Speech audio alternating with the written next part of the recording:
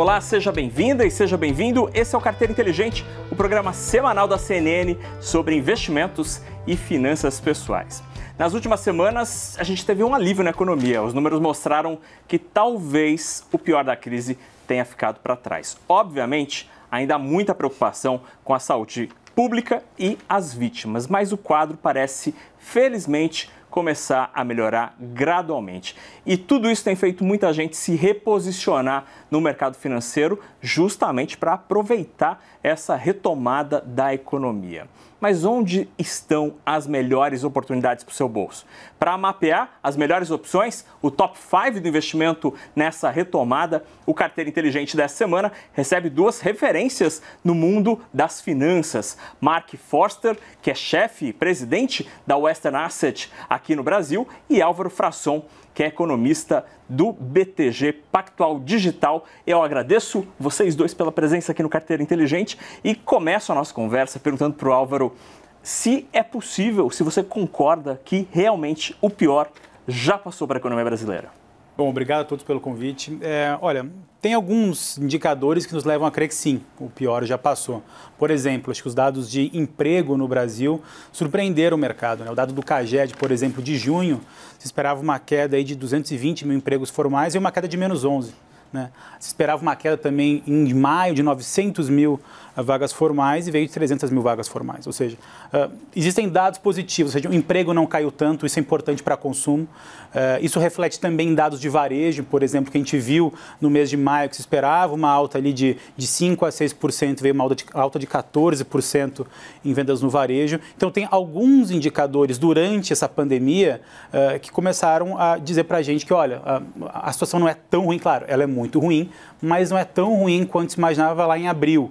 Tanto que a gente consegue ver nas expectativas da economia, né, do relatório Focus, por exemplo, uma melhora, né, do PIB 2020, que se imaginava aí até menos 7%, menos 6%, e agora já se encaminha aí para um menos 5,5%. Até o governo, claro, o governo um pouco mais otimista, menos 4,5%, mas as projeções para 2020 começam a se aproximar desse número um pouco menos pior do que o número de menos 7 ou até do menos 9 que o FMI fazia. Então, na nossa leitura, sim, esses indicadores podem nos sugerir que a economia está melhorando e, por esse motivo, acaba tornando aí algumas opções de investimentos mais interessantes para esse segundo semestre. Legal. Mark, o pior já passou? Tem uma luz no fim do túnel que não é um trem chegando?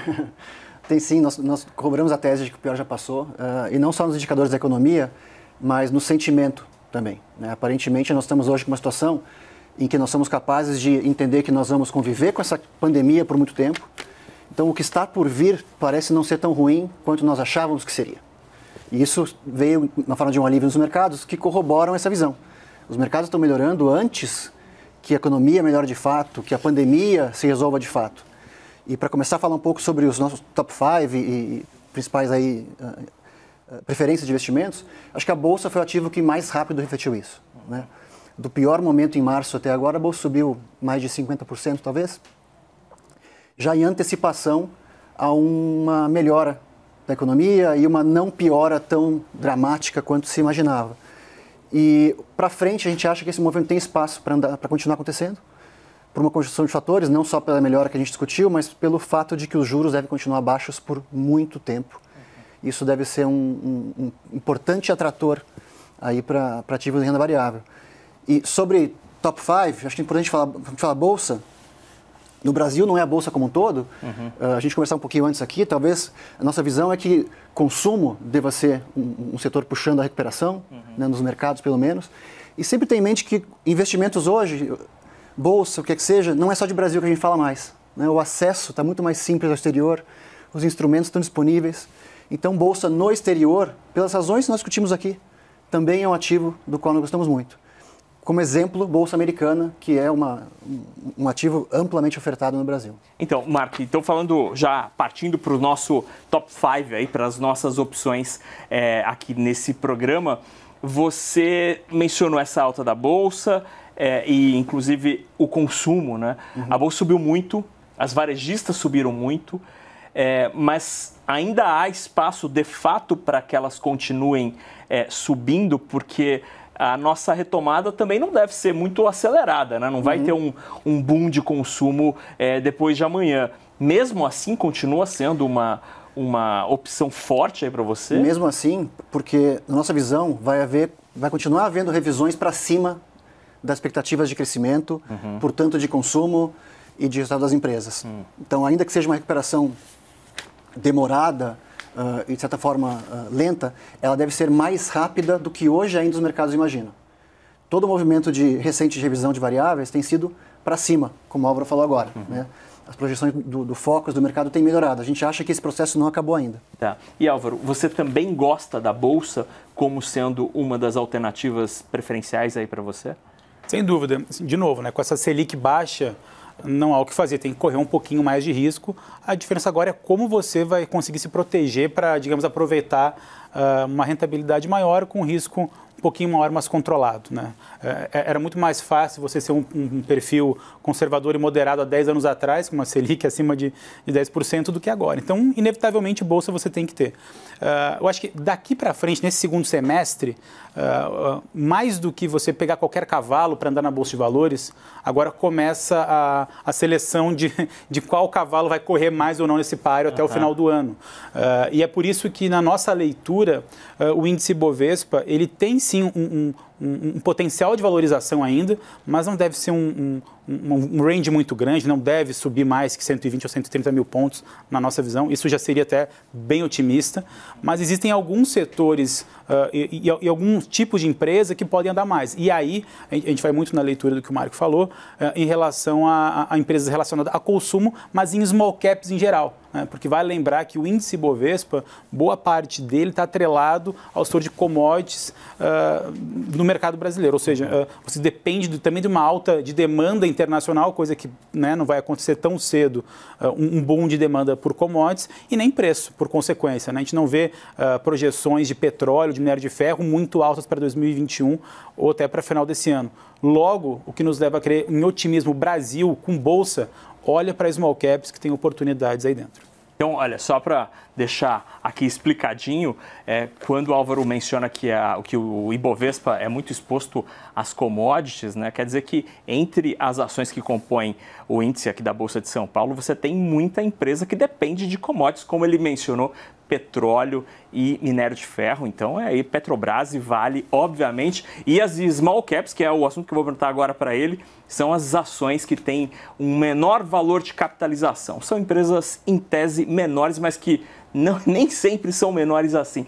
Dentre essas ações de empresas menores, essas small caps de consumo, tem algumas que você mencionaria para o nosso telespectador, Álvaro?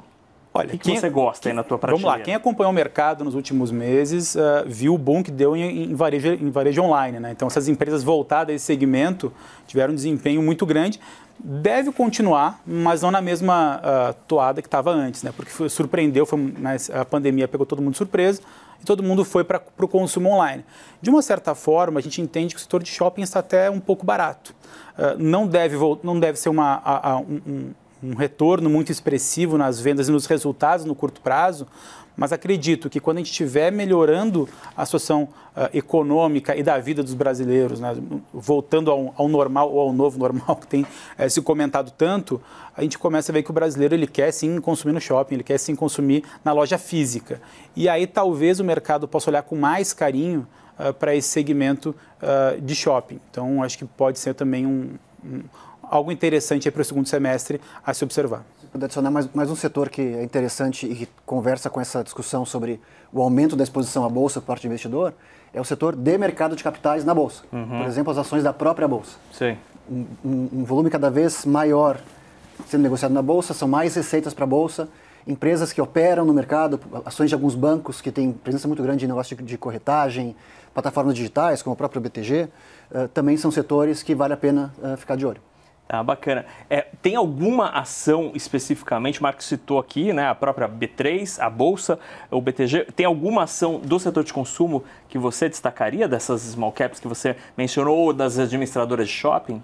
Olha, de uma forma geral, a gente recomenda o setor, assim, porque aí vai muito no detalhe, tem que entender muito ali do balanço, aí acho que é mais um papo para gestor de ações do que para economista, sinceramente. Mas quando a gente olha os dados top-down, né, de cima para baixo, ali do olhar macro para investimentos, a gente vê que esse segmento de shoppings pode ser um que está não tão bem precificado agora e que pode vir começar a se normalizar esse preço para final desse ano e meados do ano que vem. Então, se você se posicionar agora, você pode pegar essa ação mais barata do que comparação, por exemplo, às ações de varejo online, que tem, assim, um potencial de crescimento muito grande, mas já estão mais caras do que estavam aí há alguns meses. Mark, o Álvaro mencionou que ele não espera um boom em commodities, por exemplo, em petróleo ou minério de ferro. O petróleo foi um dos preços internacionais que mais sofreram loucamente nessa crise, né? A gente teve até aquele episódio meio bizarro do preço negativo de alguns contratos de petróleo no mercado futuro. Essa retomada, por que ela não é tão favorável? Você concorda com essa percepção de que commodities ainda não estão a ponto de surfar lá na crista da onda? Ou você está mais positivo, otimista com petróleo, minério de ferro? Não, nós concordamos com a visão de que não é ali que deve ser o crescimento inicial dos mercados, né? Inclusive, nas nossas carteiras, essas posições em commodities ou em petróleo ou em empresas exportadoras são muito mais uma proteção nas nossas carteiras, né? Se nós estivermos errados e o consumo local não andar, a economia não voltar, o risco não cair, a tendência é que o câmbio ande mais, as exportadoras se beneficiem, mas são posições menores na carteira como defesa se o nosso call principal não estiver certo. Então, é muito alinhado a nossa opinião em relação a isso. E bancos? Você gosta, Álvaro? Estão dizendo que os bancos estão atrasados. Olha, eu gosto tanto que eu trabalho num, inclusive.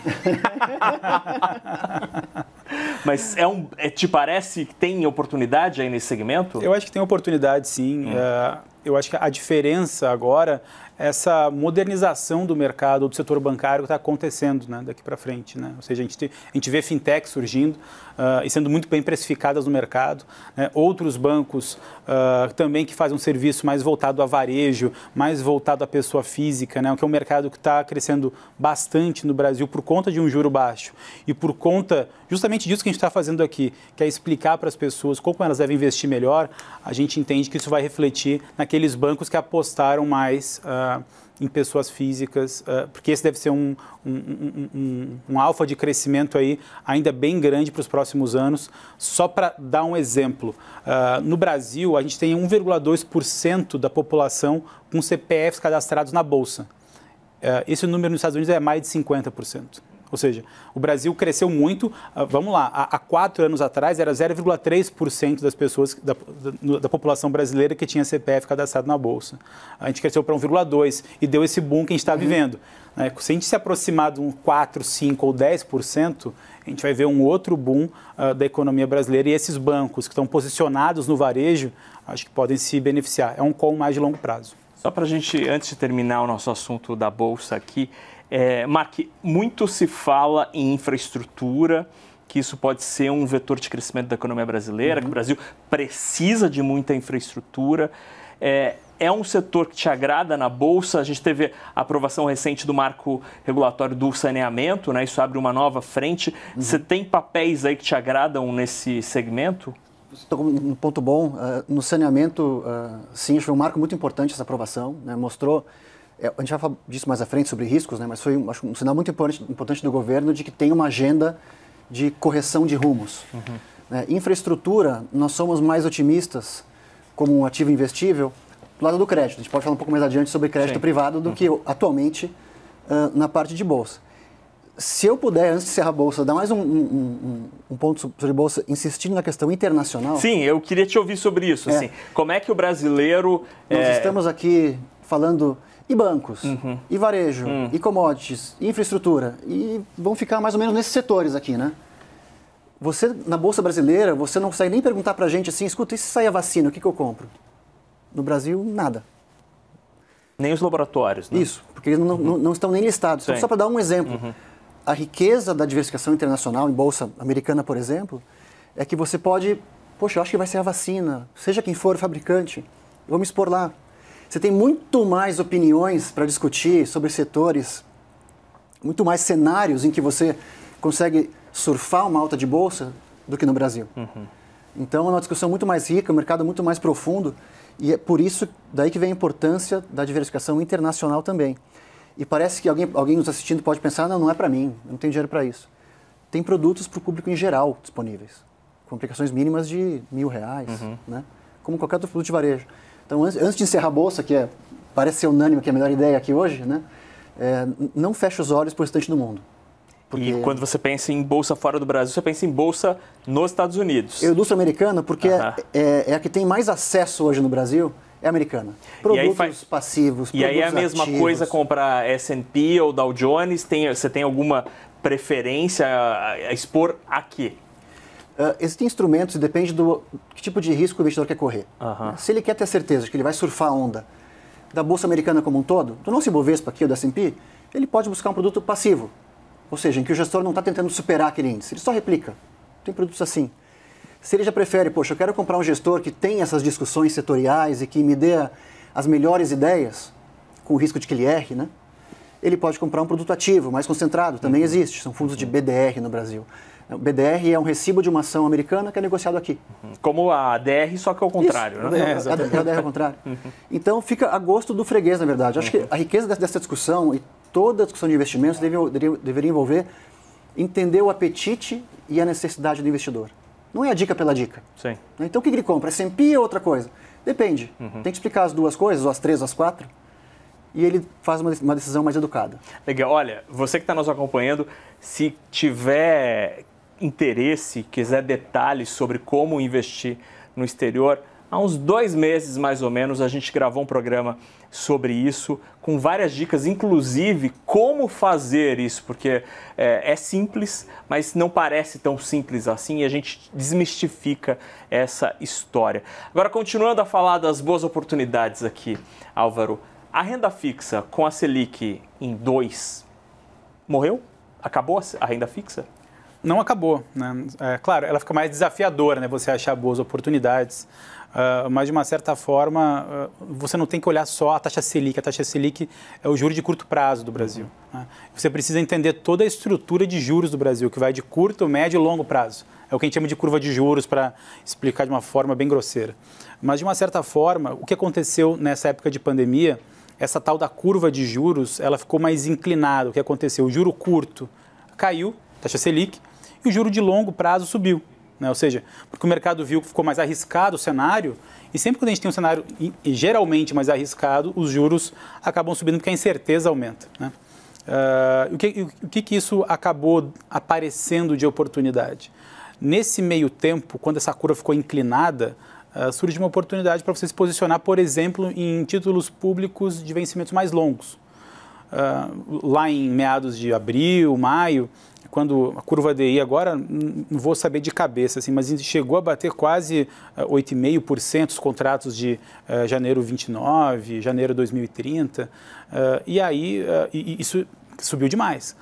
Ao longo da normalização desse cenário que a gente está conversando agora, que é e aí, o Brasil está melhorando, o pior já passou? O pior já passou, e você consegue ver isso nessa própria curva de juros, nesses contratos mais longos, onde no auge da crise bateu 8,5%, 8%, e agora está negociado a 7% ou até um pouquinho abaixo disso.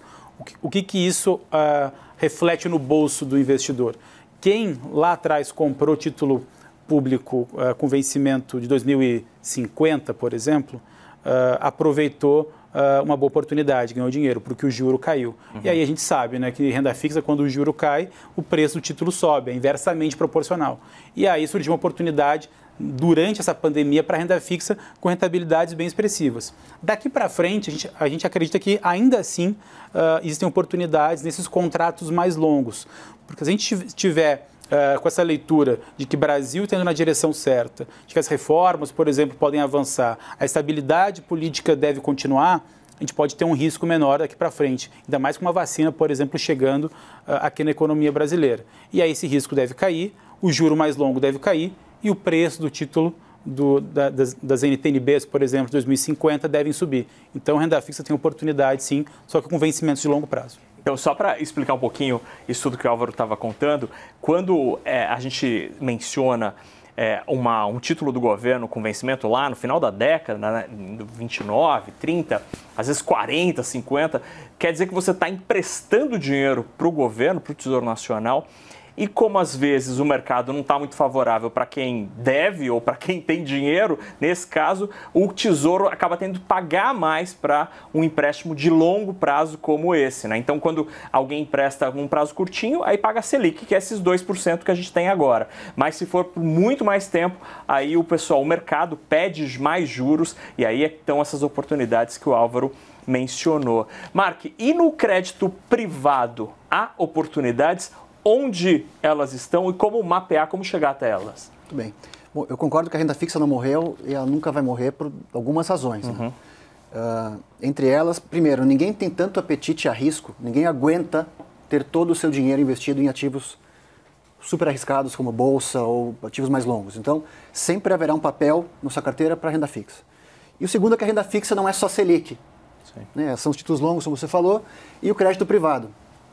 Esses títulos que a gente comentou agora há pouco são títulos do governo. Você empresta dinheiro para o governo na esperança que o governo lhe pague.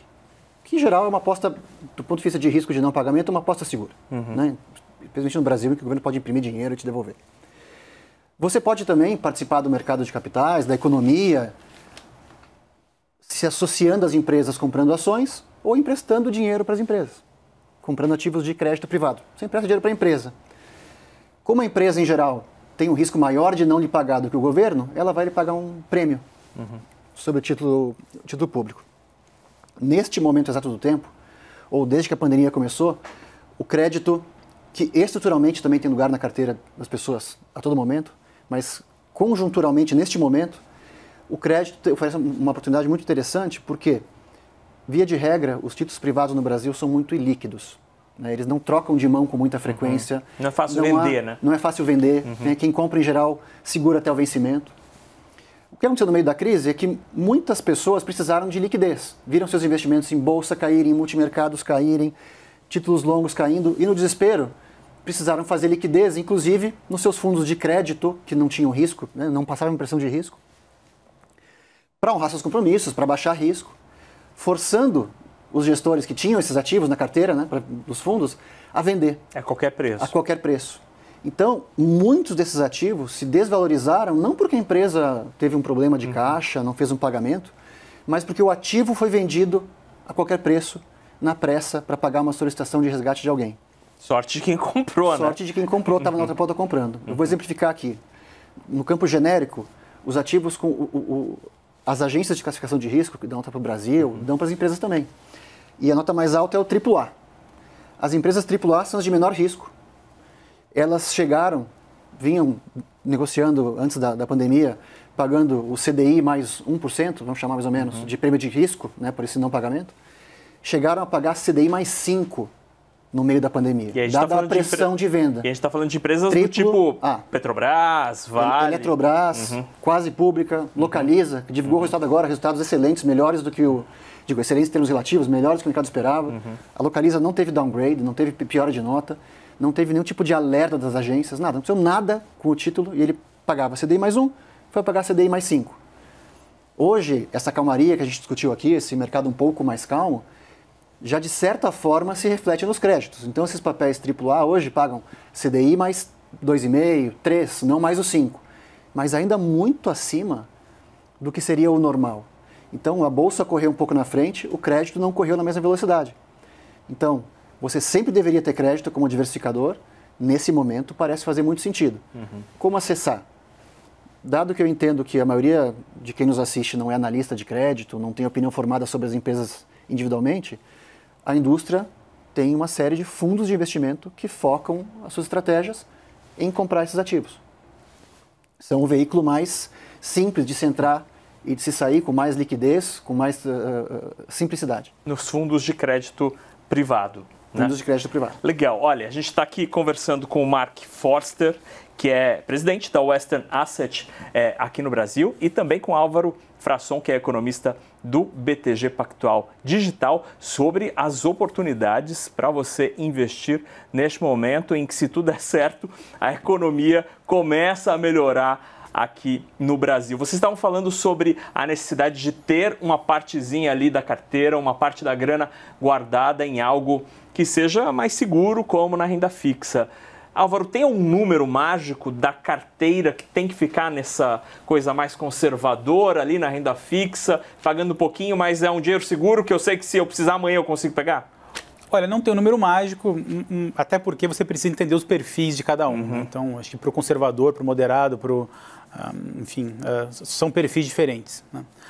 Mas, de uma certa forma, como o Marco falou, na nossa leitura, além de renda fixa, por exemplo, quem teve esse ano ouro na sua carteira se protegeu muito bem. Né? Vale lembrar que o ouro já tem mais de 25% de valorização em 2020 por conta da pandemia. E quem, inclusive, investiu em ouro, em fundos, por exemplo, que não sem proteção cambial, além de pegar essa pernada de valorização do ouro, ainda pegou a desvalorização do real, ou seja, porque você está comprando ouro em dólar. Então, você ganhou nas duas pontas. Né?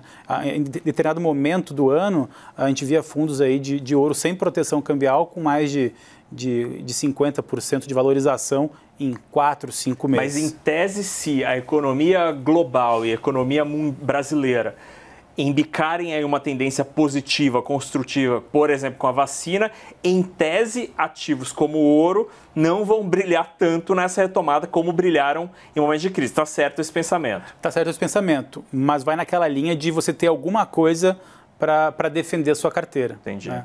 E se a vacina não vem? E se os Estados Unidos não se recupera? E se acontece uma piora na guerra comercial entre China e Estados Unidos? A gente não sabe o que pode acontecer. Então, o ouro ainda tem acho que um percentual relevante por esse aspecto de risco. Tem um outro aspecto em relação ao ouro, no qual a gente no BTG Pactual Digital também é otimista, pelo seguinte aspecto. Quando eu fiz uma análise comparando o preço do ouro com os juros americanos de 10 anos. E quando você faz uma análise ali, você vê que tem uma correlação grande negativa, ou seja, quando um sobe, o outro desce. Né?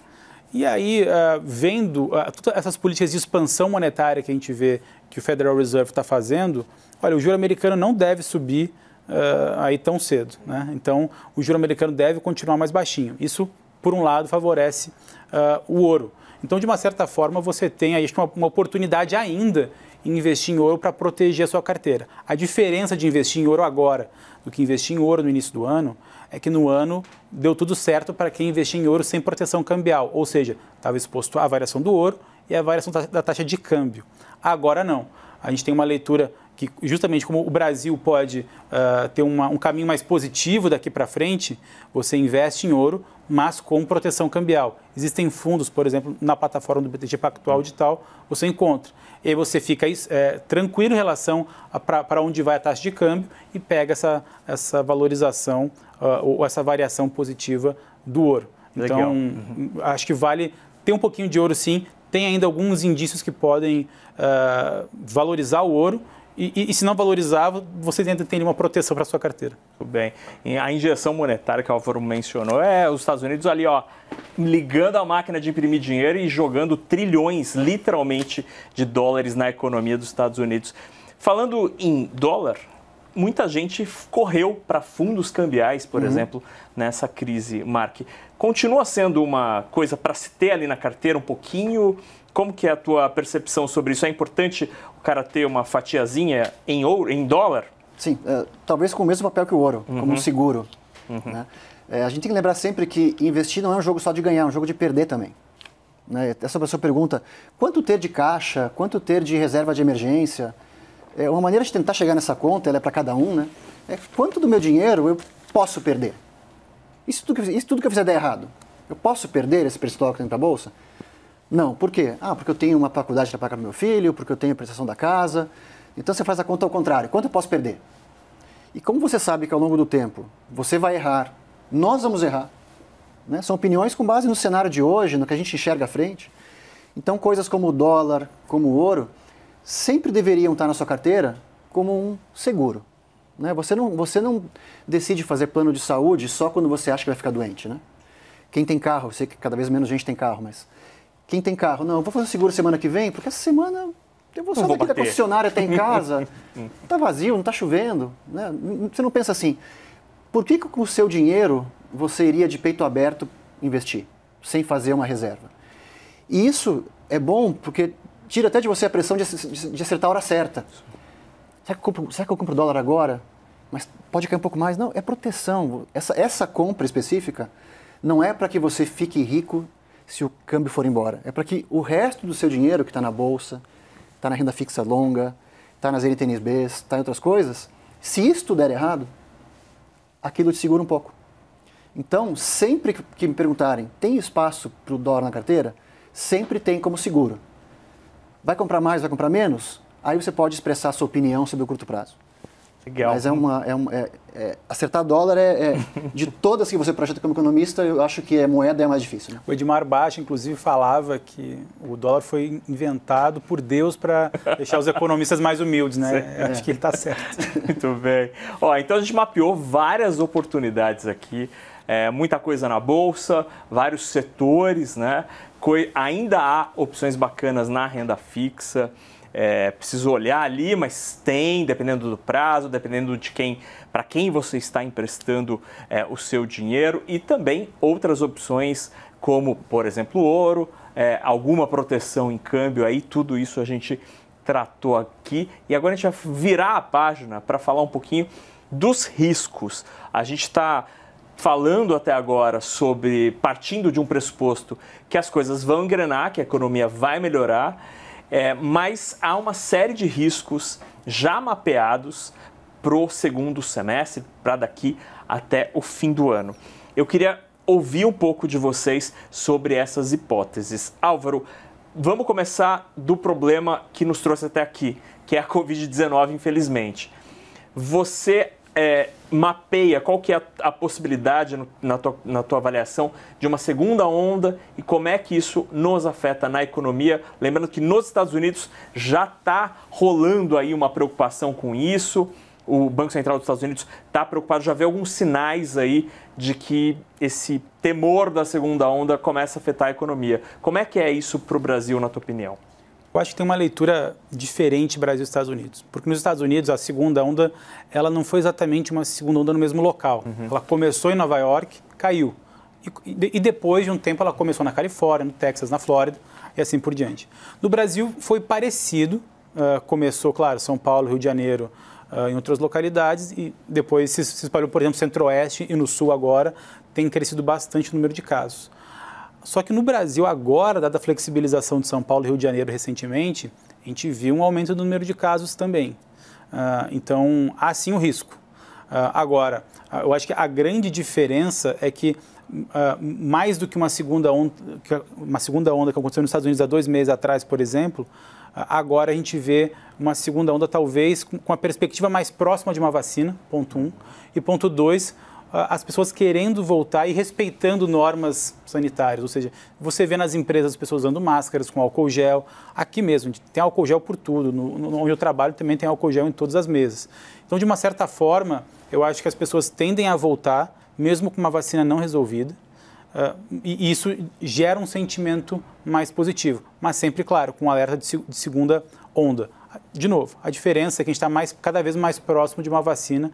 Eu acho que quanto mais o tempo passa, menor o risco da segunda onda voltar, por exemplo, a gente ter uma medida de isolamento social, como a gente viveu no primeiro e no segundo trimestre do ano. Então, legal. Tem riscos, mas eu acho que não é tanto assim. Em geral, onde esses casos começaram a crescer, o número de mortes não acompanhou proporcionalmente. Perfeito. Nós nunca vamos minimizar o custo das vidas claro. Que se perdem, mas com proporção do crescimento de novos casos, os óbitos têm sido menores. Parece que houve uma curva de aprendizado na sociedade, né? Onde eu quero chegar é que, aparentemente, os protocolos de atendimento hoje são melhores do que eram um tempo atrás. Eu não sou médico para garantir isso, nem sou especialista em epidemias para fazer apostas do tipo que a gente às vezes, não, ou o vírus mutou, algo aconteceu, e os dados mostram isso, que hoje o aumento de casos não é seguido de tantos óbitos. Sim. Então, a gente vê essas aberturas com cuidado, controladas, e a simples assunção de que, ou se assumir de que nós vamos conviver com isso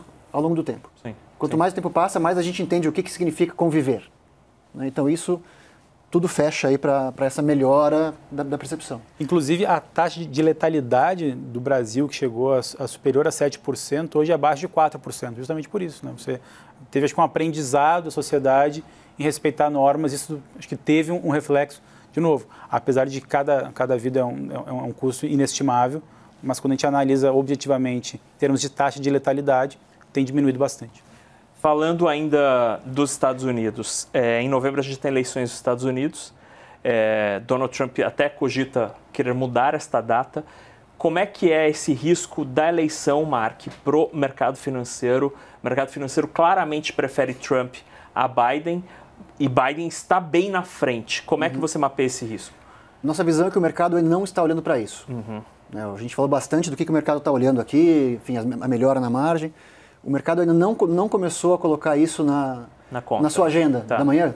Número de casos, reabertura do comércio, não está ali pesquisas de opinião, eleição americana. Mas com um olhar mais além da eleição, né, é claro que toda eleição americana traz volatilidade, traz oscilação nos preços, né, a gente fala de volatilidade, traz incertezas.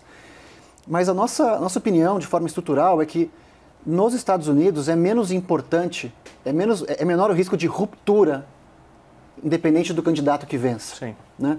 É a moeda forte, é o país que consegue emitir dívida na sua própria moeda, são as instituições mais sólidas. Pode haver uma discussão de qual vai ser o foco do estresse, né?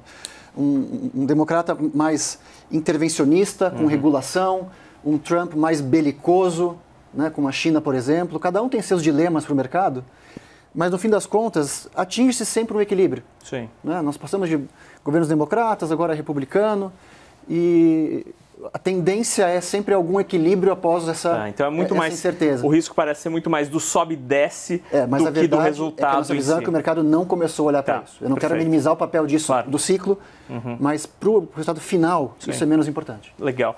Olhando agora para o Brasil, a gente está, infelizmente, acabando o programa. Olhando para o Brasil, Álvaro, qual que é o risco principal que te parece aqui no Brasil? A gente tinha, antes da pandemia, uma situação de crise política, né, uma falta de compreensão ali, de entendimento entre os poderes em Brasília, ao mesmo tempo que você tem uma agenda de reformas que o governo está tentando emplacar em Brasília, tem eleição municipal também. Juntando tudo isso daí, que te parece o principal risco no Brasil? Olha, de uma certa forma, o mercado que antes estava apostando numa agenda de reformas extensa esse ano já esqueceu dela e sabe que não vai vir esse ano já há bastante tempo. No entanto, acho que a reforma tributária ainda é um sonho do mercado e do Ministério da Economia, né? Então, eu acho que o mercado agora, nesse curto prazo, ele está olhando para isso. Vale lembrar que em final de agosto a gente já começa a discutir o orçamento para 2021, isso trava um pouco da agenda do Congresso. Ou seja, não tem tempo. Não tem muito tempo para perder. A gente tem que aprovar a primeira fase e o governo já começa a debater uma segunda fase, né? Onde tem a desoneração da folha de pagamentos, que pode, digamos, dar esse alento aos serviços, que vai pagar um pouco mais nesse CBS, que é o novo imposto, essa unificação do PIS e COFINS. O ministro Paulo Guedes quer criar o imposto digital para tentar compensar essa desoneração da folha. Então, tem uma série de propostas que, na nossa leitura, são positivas, melhoram o sistema tributário brasileiro e isso é muito bem recebido pelo mercado. Se isso acontecer, a primeira fase ser votada até final de agosto, eu acho que tem uma tranquilidade aí até, digamos assim, o começo do último trimestre. Em 20 segundos, tranquilidade mesmo com a volta da CPMF? Olha, que aí é um pouco diferente para debater, porque o imposto digital não é exatamente uma CPMF. Segundo o ministro, vai ser até mais amplo. É mais amplo, mas você não vai tributar exatamente transações financeiras, você vai tributar compras, né? Então, quando eu faço uma transferência para o NACA de milhões de reais, aí, por exemplo... Estou esperando. Eu não vou pagar esse imposto no imposto digital, eu vou pagar numa compra online. Legal. Então o imposto é um pouco diferente, acho que não dá para chamar de CPMF. Mark, em um minuto, qual o principal risco aqui no Brasil? Fiscal, contas públicas. Como é que vai se dar essa travessia desse momento que nós vivemos? O Brasil veio de uma relação dívida-PIB de 75%, dívida sobre PIB, com todo esse esforço de Corona Voucher, os incentivos que foram necessários, indispensáveis, a dívida bateu 100%. Em uma palavra, é teto de gastos no nosso cenário. O teto de gastos, o mecanismo do respeito ao teto de gastos tem que ser preservado. Como é que vai se manter? Renda mínima, estende Corona Voucher, não estende, são mais impostos, é a reforma? É indispensável que nós demos ao mercado e ao estrangeiro a capacidade de ter alguma visibilidade sobre o comportamento das despesas do país frente à sua produção. Legal, muito bem. Porque para o mundo econômico, respeitar o teto dos gastos gera uma coisa só, que é a credibilidade do país, e sem isso não tem muito como avançar com a agenda econômica. Eu agradeço demais a vocês dois aqui nessa ótima conversa. Obrigado. Eu tive hoje com o Mark Forster, que é presidente da Western Asset aqui no Brasil, e também com Álvaro Frasson, que é economista do BTG Pactual. Para rever nossos programas, você pode acessar cnnbrasilbusiness.com.br. Lá você encontra todos os episódios em formato vídeo e também o Carteira Inteligente no formato podcast, que também está em todos os agregadores de podcast. A gente volta na próxima semana, sempre para tirar todas as suas dúvidas sobre investimentos e finanças pessoais. Fique ligado e até lá!